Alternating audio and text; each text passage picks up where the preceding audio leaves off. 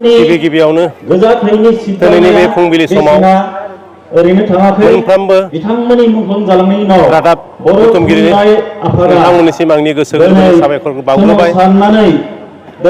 दिनैनि बे बुब्लियाव जोंनि बर' थुनलाइ आफादनि जोनोम सान 10 नभेम्बर बे 10 नभेम्बर सानखौ जनाय जिल्ला बर' थुनलाइ आफादनि बेन्दोङाव थानाय सिमेन्टगुदि बर' थुनलाइ आफादाबो जोबोद गाजा गोमजायै खुंफुंदों। बे 10 नभेम्बर बर' थुनलाइ आफादनि जोनोम सानखौ लोब्बा लानानैनो जोंनि गुदि थुनलाइ आफादा देग्लाय 30 बोसोर बैसोआव आगान होबाय। दा बे बुब्लियाव जों मैया 15 खालाराव जोंनि हालामाव थानाय माखासे जेंना, फरायसालिनि जेंना, सोलोंथाइनि जेंना, समाजारि जेंना, बे गासै बाथ्राफोरखौ लानानै डेलिगेटनि गेजेराव सावरायनाय जादों।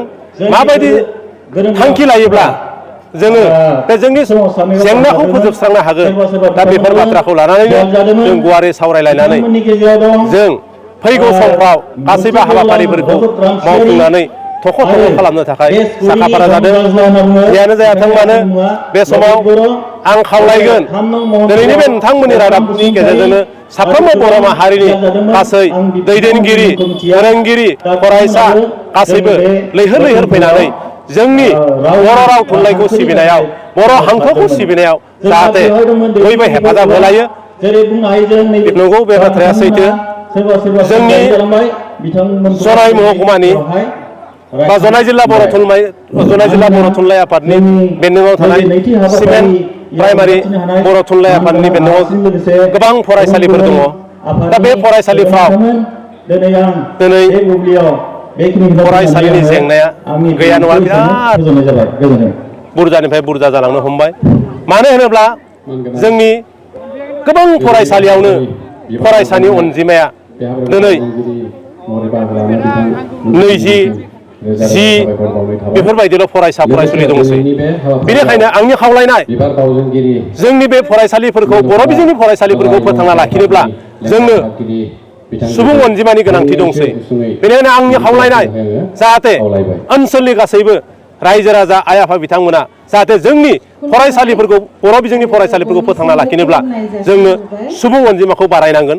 बेनिखायनो आङो खावलायदों नोंथांमोना जाहाथे बे रादाबनि गेजेरजों खावलायनायखौ लानानै जोंनि हालामनि फरायसा फरायसुलिनि अनजिमाखौ बारायनो थाखाय सुबुं अनजिमाखौ फेहेरो, बेखौ आं खावलायो। गिबियावनो गासै खौरांगिरि नोंथांमोननिसिम साबायखर जासिग्रोनाय थाबाय।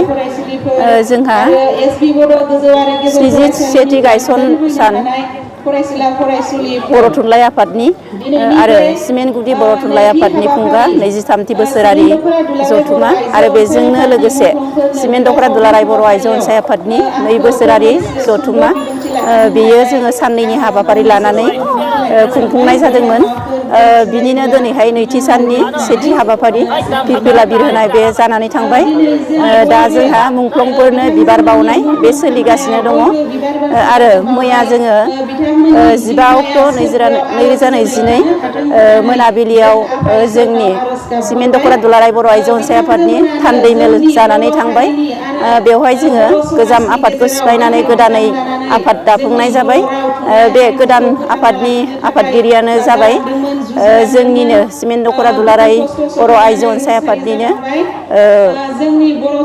लोगो नेहाथारिमोन। बिथांखौ जों दा गाहाय आफादगिरियाव सोसननानै लानाय जाबाय। बिथांनि मुङानो नमिता खेरखातारि। आरो जोङो मैयानि थान्दै मेलनि गेजेरजों गोदान आफादखौ दाफुंनायजों लोगोसे थांखि लानाय जादों।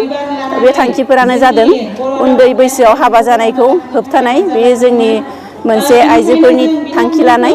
आरो बेजों लोगोसेनो मोनसे थांखि लाबावनाय जादों जे जोंनि बर' ओनसोलनि बर' फरायसालि गासै गुदिनिफ्राय लानानै गोजौ आरो गोजौसिन फरायसालिसिम जाहाथे जोंनो नांगौ बायदियै बर' फोरोंगिरिफोर सोसननायाव जोङो गासै बर'नि माहारियारि आफादफोरजों लोगोसे जों बर' आइजो अनसाय आफादाबो जयै खौसे जानानै जों बेखौ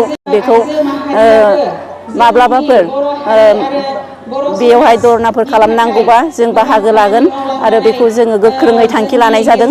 मानोना जितु जोंनि सेन्सापुरिफोर बायदियावबो गोबां बर' जायगायाव जायो बेयो जितु जुलि जाखांनायाव नोंथांमोना माबायदि थांखिजों बे जेंनाखौ फोजोबस्रांनो राहा लागोन?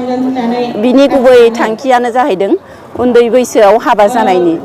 बे उन्दै बैसोआव हाबा जानायनि जाहोनावनो जिथिया उन्दैयावनो हाबा जाबाय जेब्ला बियो देरनानै हाबा जानाय बैसोसिम बेहा मोनसे गावनि साननाय सोलोंनाय बियो आद्रा थाहैनायखौ बै समसिम बियो हाबा जाखांनायनि उनावबो बेहा लुगैनाय साननाय बियो जोबैयाव बेफोर हाबाफारिखौ बियो मावफुंनाय जाफ्लाङो। मानो होनोबा बियो हाबा जाखांनाय हिन्जावा सोरजोंबा खारफानाय बा हाबा जाखांनाय हौवाया सोरखौबा लानानै खारनाय बेनि गुबै थांखि जाहोनानो जाहैदों उन्दै बैसोआव हाबा जानाय। बिनि थाखायनो जोङो दा जोंनि सिमेन्ट दख'रा दुलाराय बर' आइजो अनसाय आफादा उन्दै बैसोआव हाबा जानायखौ होबथानाय बेखौ जोङो मैयानि